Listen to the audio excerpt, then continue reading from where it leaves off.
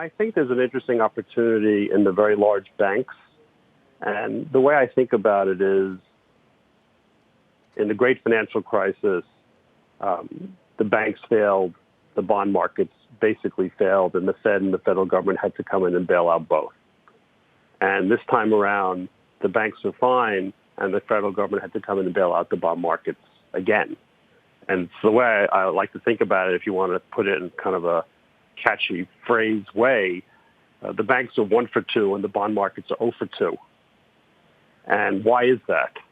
And I think the reason is that post-Great Financial Crisis, 2008, the regulatory apparatus spent years working on the banks, making sure this would never happen again. And led by former Fed Governor Daniel Tarullo, the banks were forced to delever, to de-risk, and to wield multiples more liquidity than they ever imagined. Now, they complained about it all the way, but they had to do it anyway. And so now that we have a second great crisis, the banks are fine. I mean, they have an earnings issue near term, which they'll probably get through mostly in the second quarter, because that's when the reserving will reach its peak and then start to come down.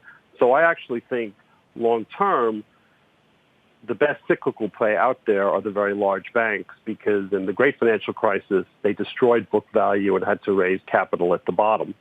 And this time around, they won't have to raise capital at all, and they won't destroy any book value. Getting through, though, Steve, might not equal a great equity opportunity. And so when you think about the banks and you say it's a long-term holding, how long of a term is that? Because if we are looking at some sort of crisis that puts us into a recession of some degree, won't the banks feel the pain?